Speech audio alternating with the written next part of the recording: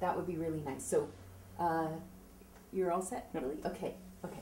Okay, my name's Tom Sandborn. I'm a longtime resident of Vancouver. I was born in Alaska in 1947 and bumped up and down the Pacific coast as an American for the first 2 decades of my life. And then I had a little foreign policy dispute with the Kissinger administration about the war in Vietnam, and that brought me to Canada.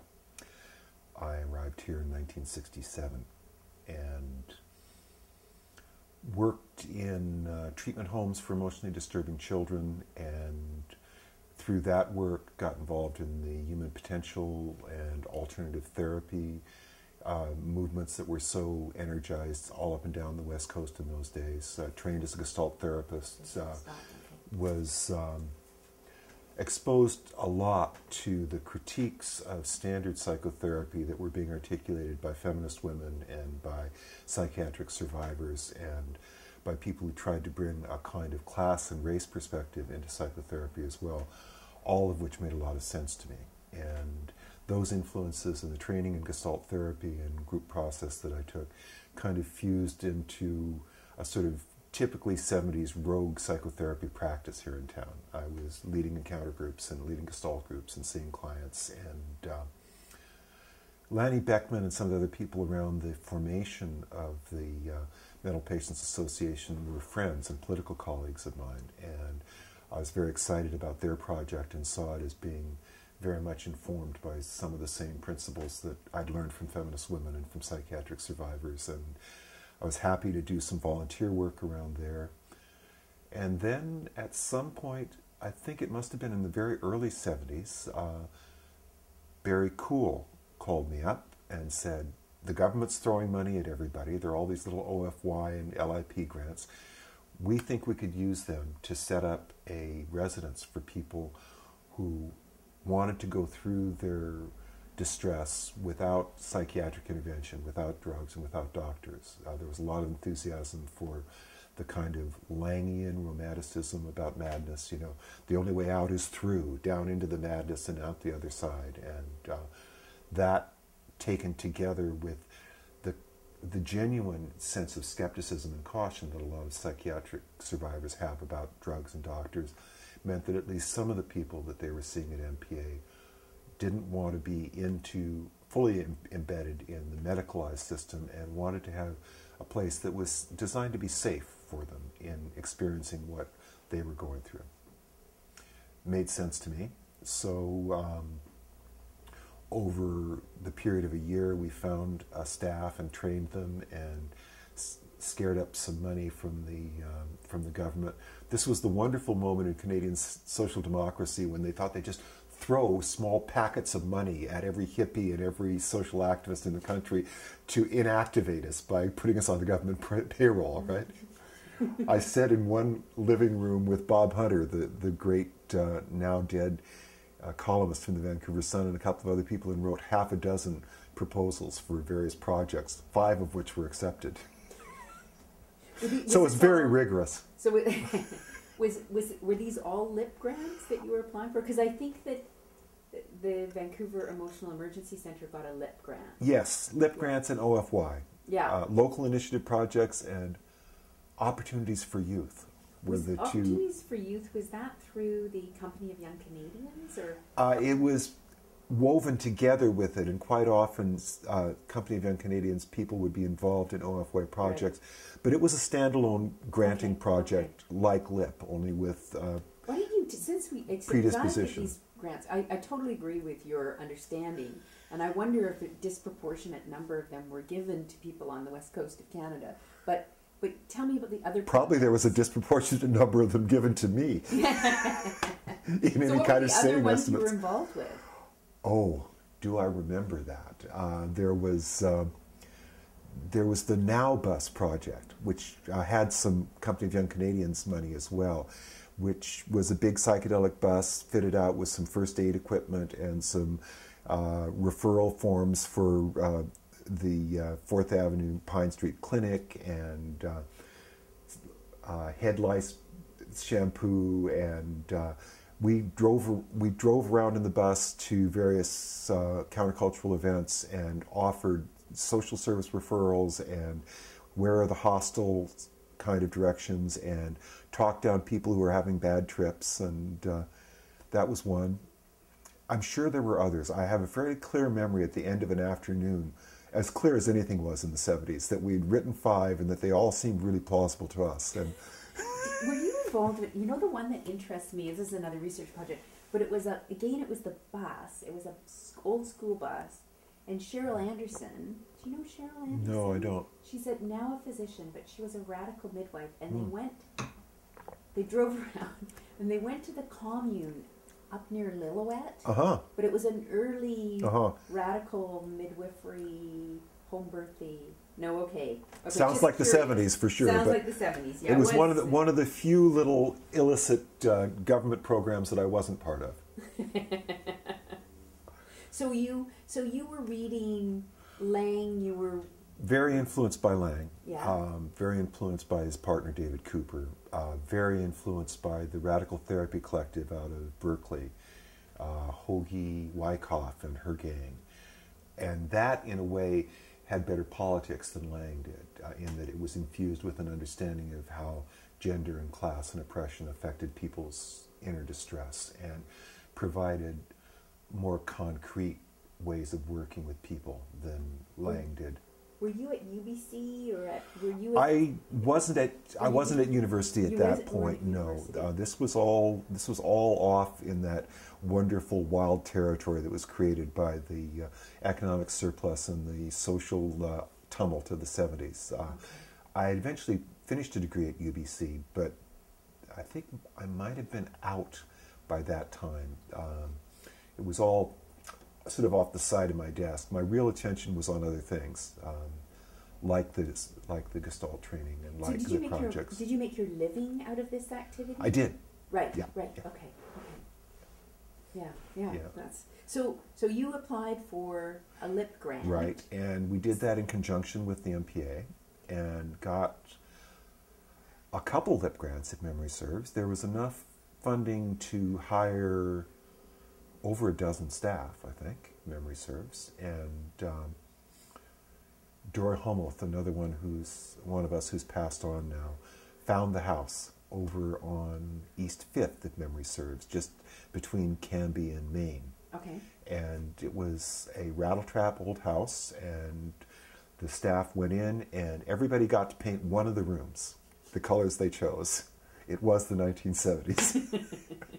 And the dining room had one wall that was all cedar shakes. And in a moment that might not have been very well advised, we painted the rest of the room bright red.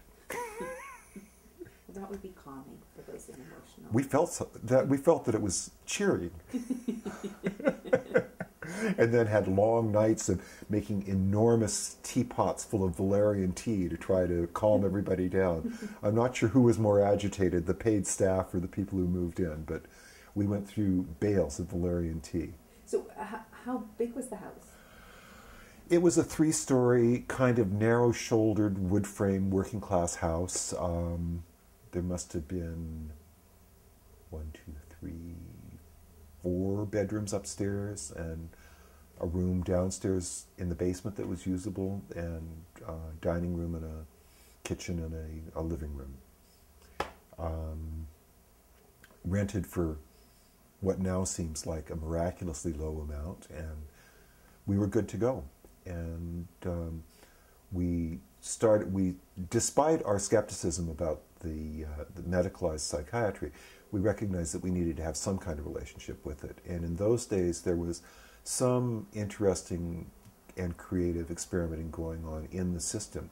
And the mental health teams that were being established around the Lower Mainland at that point represented one of the healthier impulses. There was a mental health team a few blocks away from where Vic was set, and we developed a pretty good working relationship with the people at the team. And I think I mentioned to you, George Jolly, who was one of the staff there, was somebody who would quite often refer people down to us. And so did you say he was, what was his professional? He was a counselor with the team. Right, right. Wonderful guy. Right. Yeah. So did you work most closely with him? He's the one who stands out in my memory. Right. You know, if you asked other people at VEEK, you might get different answers. I think there was a fairly extensive contact and trading back and forth of information. So who were the other people that were involved, like the core group of you that were pulling this one off? Okay. Ellen Frank, who was then and continued to be a really important feminist organizer in the city, was part of that. Her ex-husband, Ralph Frank, was involved. Ron Greenberg, who is now a physician here in town, and might be somebody you'd be interested in talking with, was a young medical student who was with us and part of that. Dore Homoth was part of the staff. A woman who'd been an older woman who had been a resident of one of the NPA houses and was a survivor herself was around, and her name was Molly, and not Dextall. Yeah. Thank you. And other names may come back to the aging memory. All these people. So one of them was a medical student. One's a survivor. You're what I call an ally.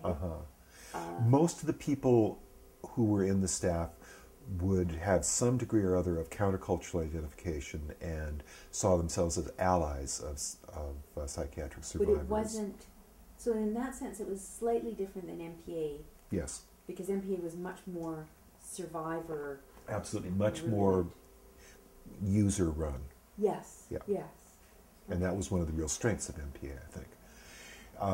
I think, to be fair, that probably some of the character of the staff group that formed reflected who I knew. You know, they friends of mine, people who'd been in my groups, people who were involved in various more or less therapeutically inflected social movements or gatherings, who had an interest in the question of what drives us crazy and what makes life unbearable. That wonderful phrase from one of the In the Nutshell essays, the myth of mental illness, the reality of feeling terrible, which I think may have been written by Lanny Beckman, actually. It sounds a little bit like a Lanny line to me, frankly. But I mean, I think that's another aspect of MPA. It was a very much a people who knew people, and that's partly how things moved forward. What our anarchist friends call affinity groups. Right. It really was an exfoliating affinity group. You know, people who knew people brought each other in. Right. Okay, so tell me more about the VEEK house. The very awkwardly named VEEK, which was an acronym for Vancouver Emotional Emergency Center, and it was a title that we came up in the course of developing the funding applications, and immediately after we'd sent it off and gotten the money back, we realized it was pretty clunky. It didn't sing, as they say in the newsroom, but we were stuck with it. So we used the acronym, you know. People would come to us in a number of different ways. After a while, there was word on the street, and some people would just come and knock on the door. A lot of people came through MPA, as I recall. Some people came as referrals from the local mental health team. There were some physicians who knew about it and sent people along. Bob Hunter, who was a pretty influential figure as a journalist and kind of bridging figure between the counterculture and straight journalism, had a special interest in these matters and wrote about us, and his columns brought people in, and I think I remember Bob actually referring some folks to us. Really? Yeah. That's interesting. Actually, in fact, he showed up on my doorstep after he'd done the interviews, but before we'd opened up, and said, "I'm ready to move in." I wasn't able to accommodate him more than to bring him in and give him a cup of coffee and a joint and talk about what it had on his mind at that point. So did you have, what about the gender? Was there It was about half and half, men and women. Mm-hmm. because of the character of the feminist-influenced countercultural circles that I moved in, a lot of the women were radical feminists. Some were women who'd come out recently as lesbians and were shaping that part of their political identity. So it was a very gay-friendly and explicitly feminist kind of context in which we were trying to work. No professionals as such, although Kathy Kidd, who's another name I now emerges from the murk of memory, who worked with us, had an MSW. She went on and made a living as a jazz musician and recorder for a number of years before she died. There you go. Yeah. So, was that purposeful that you didn't want health professionals in there? I don't think we were in a position to pay what health professionals would have expected. You know, I think people were making $400 a month or some stunning fund like that. It was a programmatic reflection as well.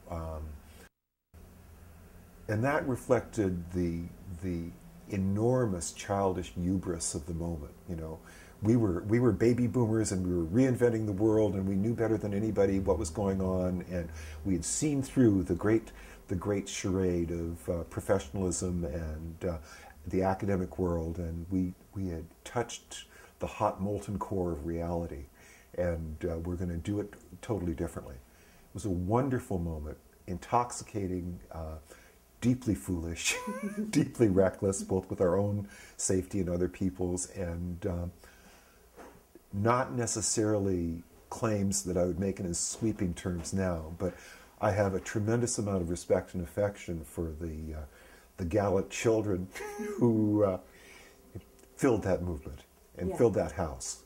Yeah, yeah.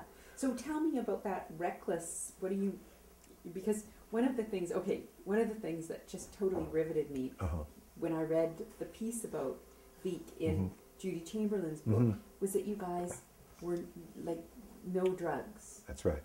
Tell me how you arrived at that decision and what that meant for the place. Well, we arrived at that decision, I think, partly influenced by Lang and Cooper, partly influenced by the radical therapy people, partly influenced by the accounts that by that point I'd had from a number of psychiatric survivors about the downsides of drugs. And I don't think even then that we would have said all psychiatric drugs are wrong in all conditions. You know, I certainly in my own life have seen people go to such a state of distress and agitation that they needed some medication to take the edge off of the terror so that they could start figuring out what to do next. Yeah. But what we wanted to do was to create a space where people had the choice, you know, and more or less an informed choice. What we can do for you is be with you in a respectful way while you have whatever process you're going to have. We won't give you any drugs. We won't give you electroshock. We won't lock you up. We won't pretend that we can take charge of your life, your safety. That may be riskier for you than being in a hospital. It may be better for you than being in a hospital. We can't judge that for sure. But what we can do is have this space open and try to work with you as respectfully and caringly as we can, as long as you want to. If you change your mind and you want to go into a more formal hospital situation, or you want to talk to a doctor about drugs, we'll help you do that. But what we're doing here is drug-free. Right. It relies on human contact and on the idea that there's a kind of resilience, a kind of source of healing at the center of human experience, and that if you encounter that in company with people who are your community, your chances of coming through and getting to a better place are better than they are if you're in the hospital. Always true? Probably not. But true often enough and for enough people that it made sense to do the experiment, and I think provided some useful experience for a lot of people. Mm. So so you were creating a therapeutic environment. A therapeutic community, I think, was one of the words that we thought about. Yeah.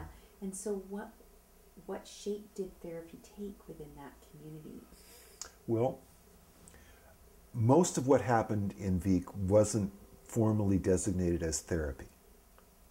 There was an attempt to live together cooperatively and supportively, and to be responsive to the needs that people brought to us. You know, if somebody living in the house was really freaked out and needed to be held, that could happen. If they needed to talk through stuff, that could happen. We had the preferential interest in emotional expression, in catharsis, that was a big part of that moment in both the psychotherapeutic movements and in the culture. And so there was a room rigged up in the basement where people could yell and scream if they wanted to, or beat the mattress. You know, some of the stuff that you saw happen in middle-class encounter groups was made available to them if they wanted it, although I think that there's a pretty principled attempt not to force any of these experiences on people or to prescribe them. But what we tried to do was to be as responsive as possible to the needs and urgencies that emerge for people. And sometimes they'd be as simple as, I need to be alone in my room and not have to tell you anything. Or I need to get clean and I need to get fed, and then I'll decide. Or I might need to sleep for 2 or 3 days. And within the realm of human fallibility, we tried to respond to those needs and be present for people. Mm. And how long did people typically stay? Because it sounds to me like it was meant to be a sort of short stay. Yes, and that wasn't always the way it worked out, as you can imagine. For some people, it was a better setting than they'd been in a long time, and they quite sensibly wanted to stay for a long time. I think Judy was with us for Sounded like it, yeah. a fair period, yeah. And actually she made the transition that a few people did from being there in trouble to being there as kind of a part of the team, part of the community. Oh, okay. And was really useful to other people, I think. So again, that model, yeah. that model that happened at the MPA. Yeah, that was very influential for us too. You know, kind of residents become part of the team. Yeah. That's very interesting. Yeah, very interesting. In balance, very useful. One guy who came in that way and then became staff ended up splitting with a bunch of the money. Little reality check for the idealists and the hippies. So it lasted for a year? I think it lasted for somewhere between a year and 2 years. I was involved in the run-up and the development of the staff group and was on site for about 6 months. And the deal was that I wanted to disengage at that point and go back to the practice I had and the other distractions in my life. And I think it ran on for another 6 months to a year after I left. So somewhere between a year and a year and a half would be a pretty fair approximation. And approximation is the key word in all of my memory here. Yeah. As I understand, the reason it closed was because the funding cut off. Ran out. Yeah. But other organizations found other funding. There wasn't other funding to keep it going, or. I wasn't directly involved in that stage of the history, so I'm probably an unreliable narrator. Okay. Don't know. And I was just wondering, in terms of the therapeutic community and the environment in the house, just because counterculture food, you know, was it a vegetarian house? Did you grow your own stuff? We didn't have an organic garden in the back, as I recall, at least when I was there. There was a lot of herbal tea drunk. We had the world's largest Brown Betty teapot that was roughly the size of a bathtub, which got filled up with mint and valerian and steaming water and became the center of the evening's conversation after dinner. I don't recall it as being exclusively vegetarian. I think there was a lot of tofu and brown rice on the table simply because of the time. But not everybody who came to us was part of the counterculture, and not everybody wanted groats and tofu. And at least as I reconstruct it in the delusionary practice of memory, I think that we were omnivores, that there was different kinds of food, different days. So yeah, I'm wondering about the clientele group. Was, you know, what kind of age range, what kind of backgrounds? That was all over the map. not surprisingly, there were a lot of younger people, people who were on the street or who were in the counterculture. There were some older people who I think typically would be MPA referrals or referrals from the team. Molly, who was around the house, must have been in her 70s at that point, if memory serves. Yeah. A lot of people in their 20s. And the cultural identification or the kind of identity that you saw was, again, really, really various. Street kids were pretty tough and grimy, dreamier middle-class hippie kids, older, scuffed-up psychiatric survivors who almost by necessity would be both poor and have lived on the edge of the economy a lot. One absolutely delightful, flamboyant drag queen who was with us for a couple of weeks, was about 6'3". Did anyone? Oh, sorry. Go ahead. Who I remember her coming into the house, having a liberal interpretation of the no drug agreement and having eaten a handful of mandrakes and being just in a wonderful, delirious state, sort of going back and forth in the doorway like a human pendulum, going, I just knew you wouldn't mind me having a little fun. I just knew you wouldn't mind, Tom. So did any kids come and stay in the house? I'm not calling back any memories of right, kids there with residents. Curious. A number of us had small kids in our own life, and my kids were in and out of the house, and I think Dory's were as well. So there was some kid energy in the house, but at least in the time that I was in residence, I don't recall any kids. So you actually lived there for a little bit? No, not really. I had a house that I lived in, but the nature of the work meant that you were in the house most of the time. Right. Okay. Yeah. Okay. So it's 4:30. Can we just take a minute's break? And you want to try and call your daughter? Romain? Yeah. Okay. So, Tom, this kind of like, to me, this is I feel like we've sort of talked about Vic. Mm-hmm. Is there more that we haven't covered? Well, let me tell you about my fight with R.D. Laing, which is a related story. Oh, yeah. Yes. When he came on tour. He was being trotted around North America. There's a film, Didn't You Used to Be R.D. Laing, that I use a clip of in teaching. And it's him speaking here in, like, the film is him in Vancouver, right? I haven't seen that film. I'll have to dig it up. Okay, so tell me about your fight with R.D.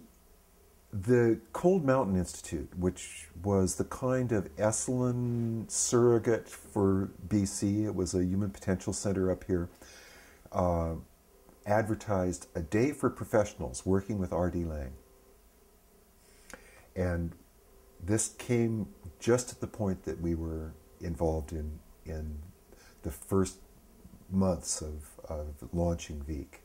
And that sounded to me like a really good idea. So Ellen Frank and I registered for a very costly day-long workshop with R.D. Laing.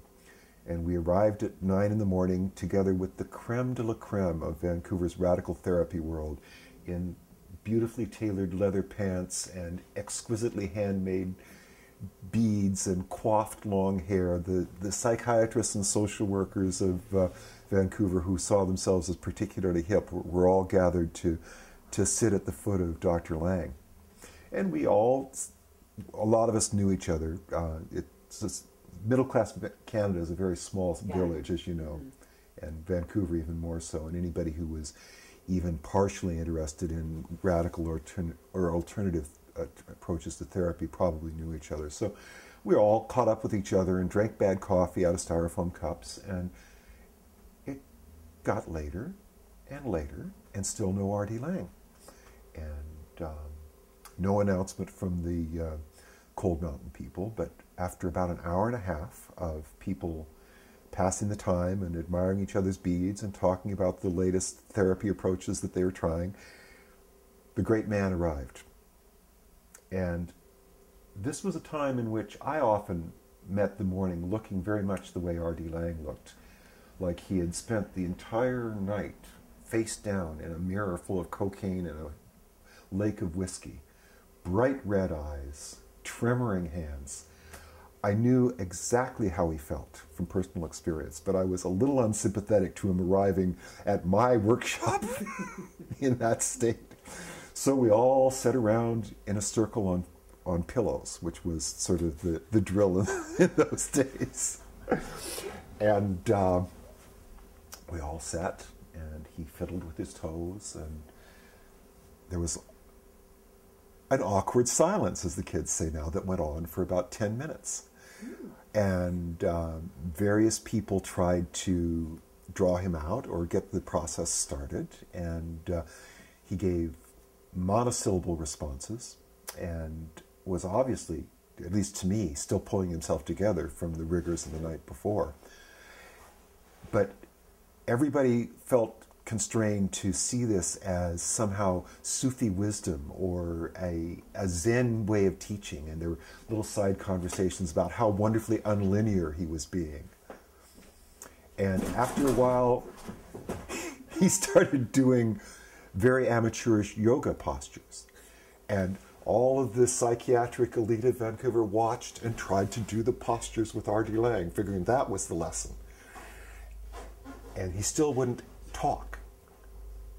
Eventually, the circle dispersed, and people went for coffee in styrofoam, and he started talking in small bursts to people, and after a while, there was a little circle of people gathered around him, and I came up and waited my turn and said, Dr. Laing, I've just got to tell you that I'm one of two people here who are involved in a project inspired by your work. We're trying to do something like the center that you did in London here.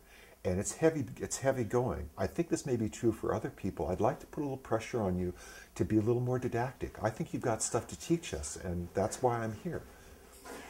Well, he went off like a little Scottish jockey full of gunpowder. He just exploded. So bounced up and down on his cushion and said, "You do not put pressure on R.D. Laing. Do you fucking know who I fucking am? I'm R.D. Laing. Nobody puts fucking pressure on R.D. Laing.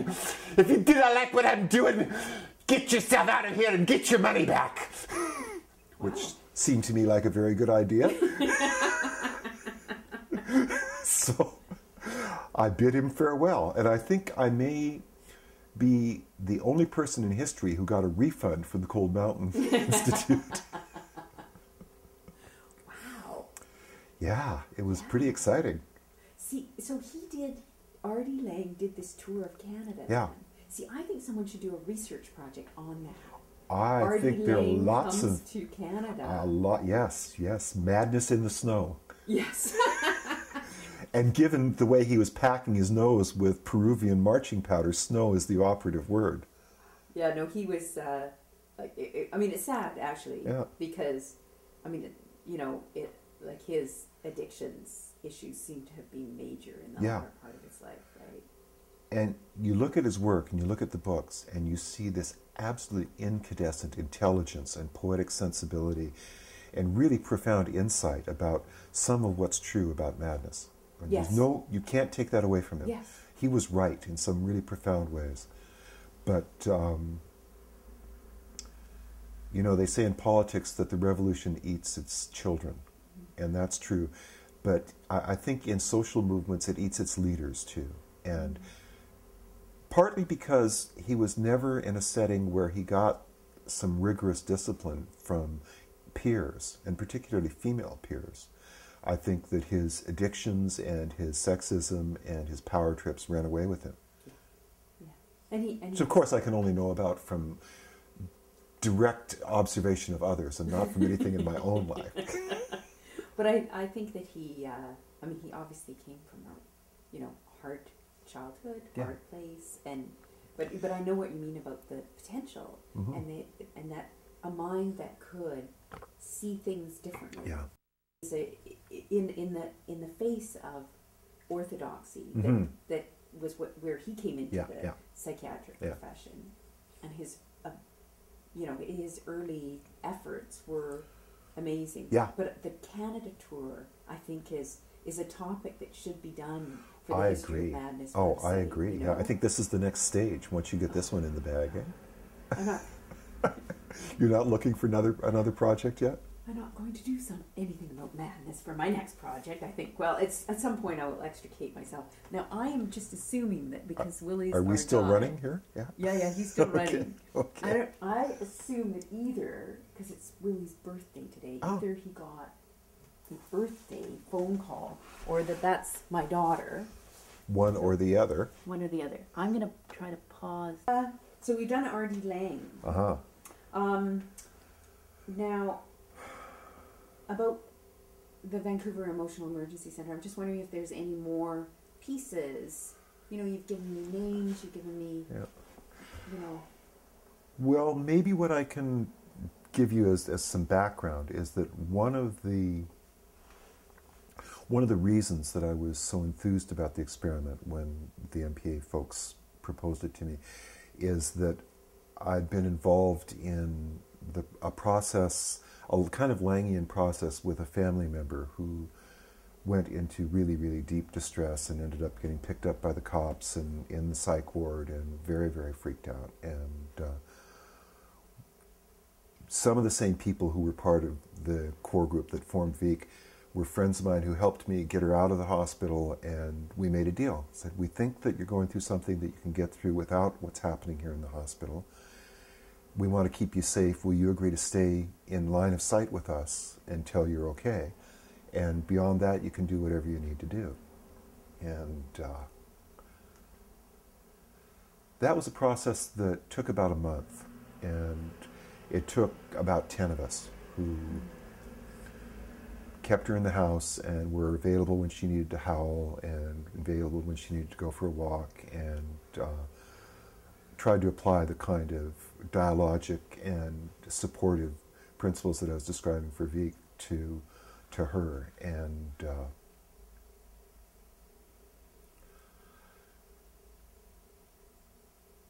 it was the purest and the most powerful example of that process I've ever seen. She really did go down into the madness, fueled by a lot of LSD in the year before the breakdown happened, and a lot of the pathology in our family, but she came through the other side, and it was one of the most powerful experiences I've ever observed and been part of. At one point, I'd been up with her for a lot of hours, and I went to bed. And that made her very unhappy, and so she turned every noisemaker in the house to top volume. Record players, radios, everything was blasting. And I came firing up out of my room in the basement to find her in the top floor, trying to form some sort of stern message about letting me sleep. And she was leaning against the wall and said, "How many years was I in the hospital? How many years did they keep me?" She'd been there 2 days. And I started weeping and said, "You were there 2 days, baby." She fell into my arms and started to cry for the first time in any of that process, and just howled. And that was the bottom. That was the pivot. And from there forward, she began to put her life and her view of the world back together, and within the month was able to move out into more independent living. And in a real way, I think that a lot of us who went on to do VEEK were informed by that experience, formed and informed by it. So it wasn't just a political act. VEEK was a deeply personal commitment for you and some of those other people. Yeah. Yes. She's a woman, she's my sister. Aww. Yeah. She is now a hospice nurse and does end-of-life counseling with people and their families, and is an enormous focus of healing in the world. in part because of being able to go through that, Yeah. through that cauldron. Yeah, yeah. I mean, it is, you know, I mean, it's such a powerful place, isn't it? Yeah. That there's so much power and I think that people who've been through it would say there's potential there. And then there's the system. Yeah. And then there's, you know, the options, which Yeah. are still so limited. Yes. Was Vic really unique in Vancouver? I mean, I'm not aware of anything that worked off that model in Vancouver. Yeah. I think that psychiatric survivors and countercultural people did experiments informed some by these perspectives around the world. You know, I don't think we were unique in the world. Yeah, yeah. But I'm not aware of anything else. Now, when I say that, I think that the MPA model sort of brings in obliquely a kind of Langian perspective in that there's a profound respect for the experience of the patient and the subject. The I at the beginning of the MPA sentence, at least in its best form, is the psychiatric survivor, not the doctor, not the social worker, not the house manager. And so I think that MPA's experience and other projects that have worked to create communities for ex-mental patients, like the Coast Foundation here, Mm-hmm. or even the support groups that exist in more clinical settings where the focus is on peer support and recognition of what can and can't be said out of peer experience to the particulars of a person's pain. All are part of that, it seems to me. We didn't have the whole of the truth in those days, but we had desperate hold and part of it. Yeah, yeah. So this alternative, like the Gestalt, this community that you were part of, Yeah. this therapy community, I'm wondering, like I see from the notes, the In a Nutshell, that you ran a therapy group with Ruth Hess in 72 at an MPA house. I believe that's true. And then I think... You should check with Ruth. She probably has a more lucid memory than I do. Well, we're going to interview her on Hornby. Give her my regards, won't you? Okay, I will. Yeah. So I'm just wondering how much this therapy group in Vancouver intersected with the MPA. Like in what context? That's a good question. I think not overwhelmingly. I think you're right that Ruth, who was some around Vic as well, if memory serves, well, you should confirm that with her. Okay, yeah. She and her partner Avi were in and out of a lot of scenes and a very creative force in Vancouver.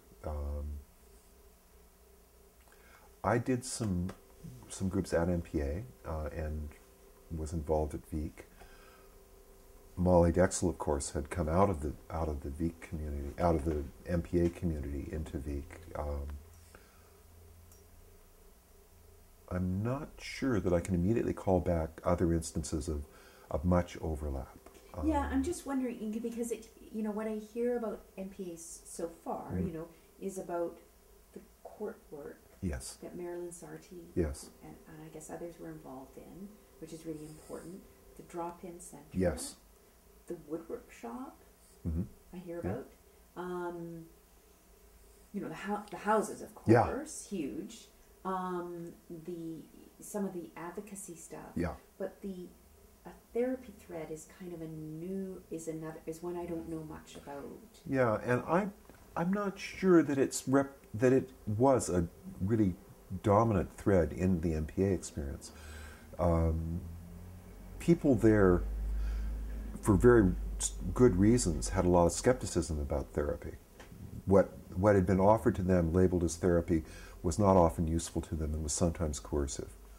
I think that one of the wonderful perspectives that Lanny and Barry and the others who were the gallant band that formed MPA brought was a really early recognition of what now is talked about as housing first as a therapeutic intervention. What you first do is get people a clean, dry place to live, where they won't be messed with, and that's therapeutic in itself. And the drop-in then provides the possibility of creating conversations amongst peers and friendships, you know, the warp and woof of human life.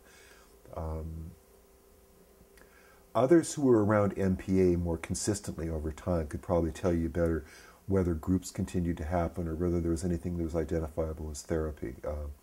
My guess would be no. Yeah, no, I get your point about the skepticism. How many minutes have we got left? 15. Oh, you're concise. Concise. That's one of the few times that adjective has ever been applied to me. So I'm one of those old media whores who's never met a microphone he didn't like. You're very articulate, which what I was predicting. So do you have memories of the therapy groups of what you did at MPA House? Here's a memory for you. In one group, David Berg, who was the man who was my master as a therapist, my teacher, brilliant Gestalt therapist, who had apprenticed with Fritz Perls when Fritz was training people, was at the house, and he was talking about self-consciousness and about how he's often self-conscious about being tall. And he stood up, and Lanny called out, "Careful you don't bump your head, David." And the whole group collapsed into laughter, which also gives you a little perspective on Lanny. Oh, yes, sense of humor is so Lanny was at the therapy group? Yeah.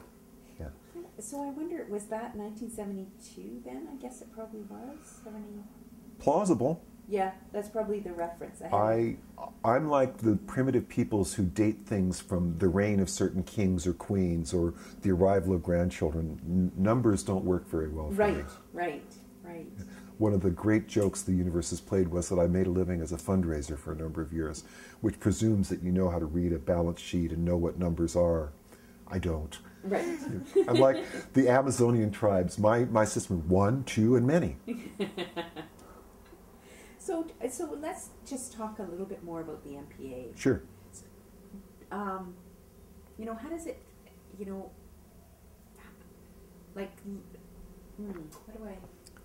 how would you have described the MPA in those days? I guess I'm wondering, how did people perceive it?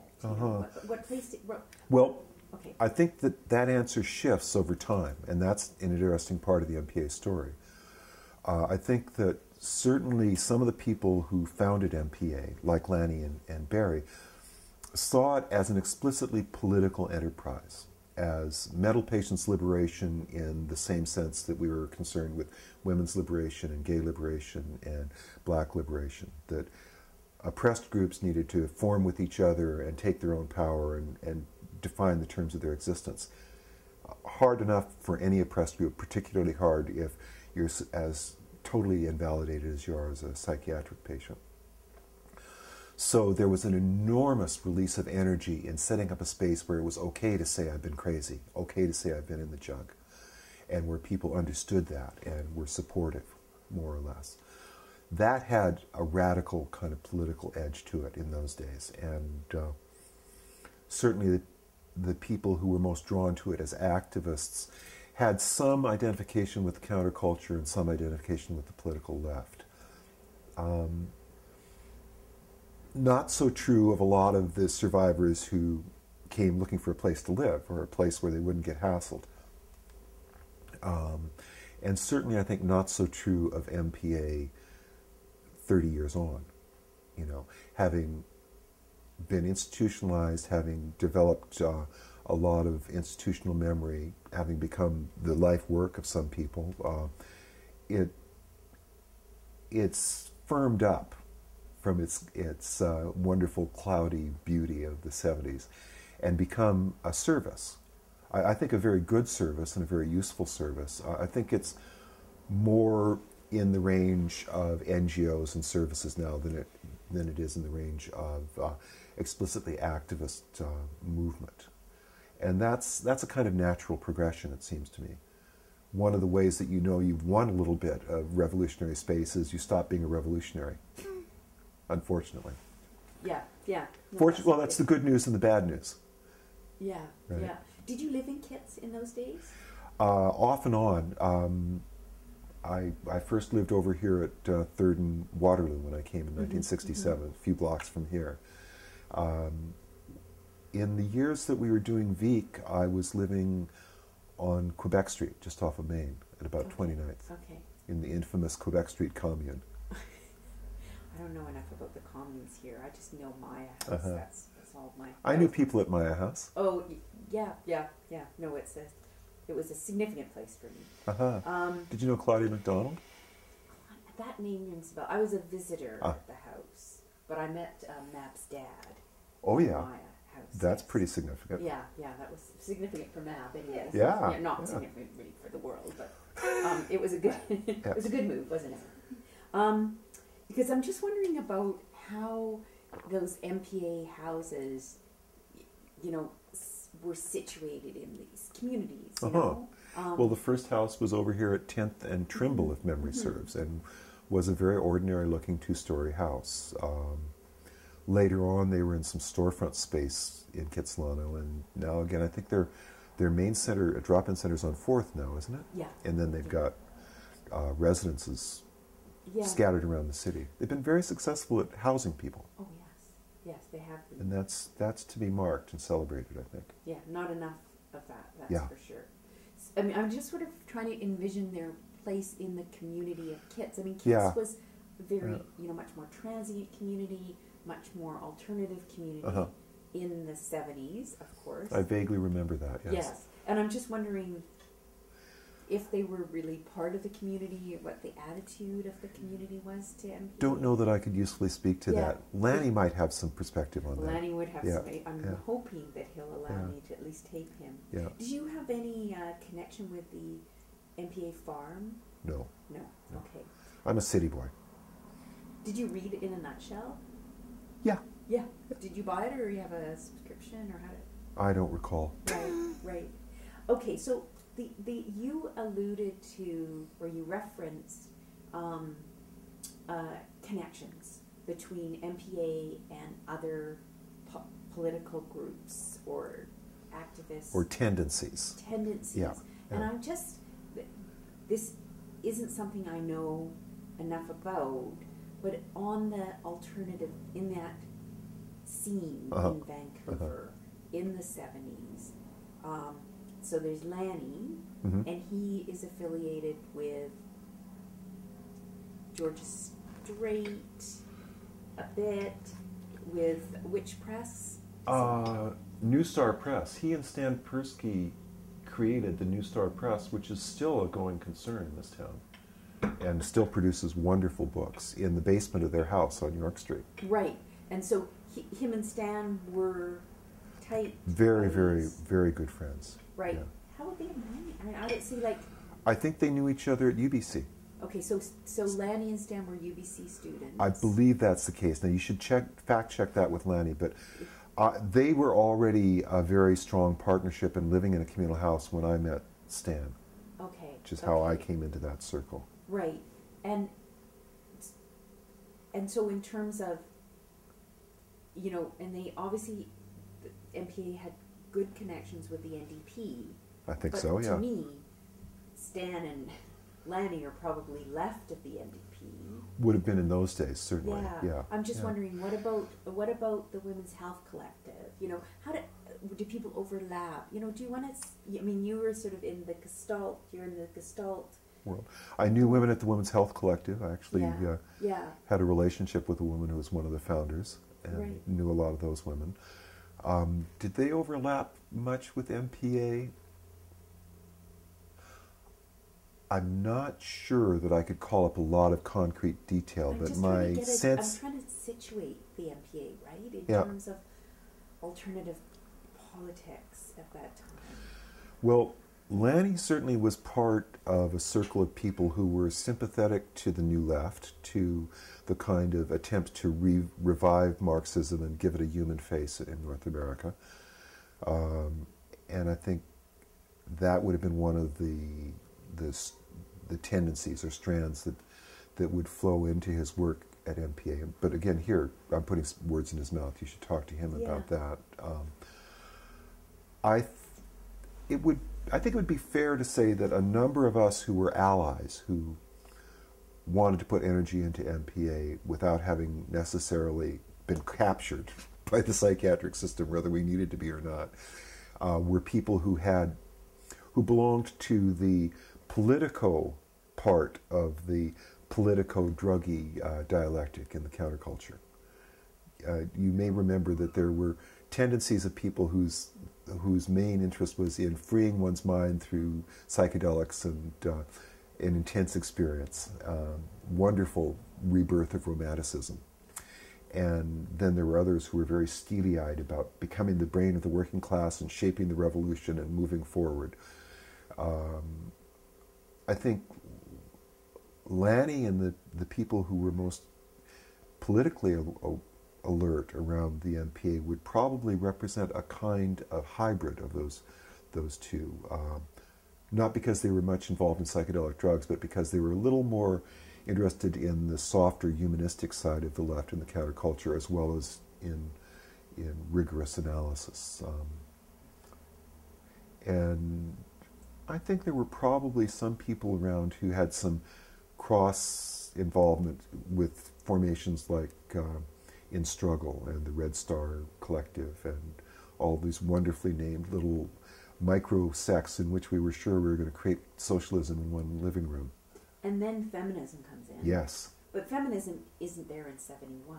No, not as a fully articulated critique. Although I have a very vivid memory, repeated memory over that period of time, of the feminist women who had the patience and the sometimes foolish hopefulness and the relentlessness to bang us on the head over and over again and say, grow up, stop this shit, do your share of the housework. You have to say that quite often, Tom. And we were slow learners. Yes, I know. I tell people that I was raised by wolves, Jesuits, and radical feminists, and whatever virtues I have belong to them. I think it's feral wolves, isn't it? Yes. Yes. So, and when does I'm Not Mad, I'm Angry come out? Is that 74? No, sorry, you said you don't have that. I think it's 74. I think so. That seems about right. That's the wonderful collection that Dorothy Smith was involved in. Yes. Right. And Sarah David Joel. Yes, right. And so that represents, I think, a raising of the feminist voice in that discourse, recognition that the feminist perspective had a lot to say about madness. And certainly the work that Wyckoff and the Radical Therapy Collective in Berkeley were doing, again, was trying to take hold of the anti-psychiatry stuff that came out of England and out of some of the patients groups and infuse it with an understanding of what gender does to distort our inner lives. And I think that was one of the many places where feminism was a absolutely invaluable corrective and new perspective and new wisdom that I think has still not been totally integrated, totally digested by the culture. Yeah, but feminism seems to have dumped madness, right? Like, I just don't think that, like, it fascinates me, those, Phyllis Chesler and that stuff, and then that, I just think that feminism has shifted its focus away from the psychiatrist. I could be wrong. Well, I can't immediately call up into memory current feminist voices that are addressing it as directly as Chesler did or as Dorothy and her collective of women did in that book. And I wonder if the left has abandoned madness too, right? It's my... I think to some extent there's some merit in that, in saying that. I think that one of the things about being up close to people who are in real agony and whose reality is different than your own is it's fucking hard. It's scary. It breaks your heart over and over again. And it also demands an openness to ambiguity and to not knowing what's going on that's extraordinarily painful for anybody, but particularly painful for those of us who think that we have to have the correct line, the analysis of what's going on. You know, it's not easy for doctrinaire intellectuals to actually be useful in that situation. Yeah. Because what you can do is so partial and so human and so small compared to the size of the horror. You know, it doesn't feel like making the revolution. It doesn't feel like transforming the world. Sometimes on a good day, you can be part of a person's life changing a bit. And that's huge. But it doesn't fit into analytics quite as comfortably as a lot of the things that I think are easier to attend to from a political framework. Mm-hmm, mm-hmm. All right. That's it. Did you get that last line? Yeah, I did. It was good. Oh, that was so perfect. No, there's like 5 seconds left. I feel that was a good place to stop. Yeah. Suits me. Yeah. Wow. Did you get some of what you needed here? That was brilliant. It was all good. It was really good. Yeah, yeah. No, it was really good. Very interesting experience for me to go back and revisit some of this. And thank you for sharing that piece about your sister. That was very in the language of the 70s.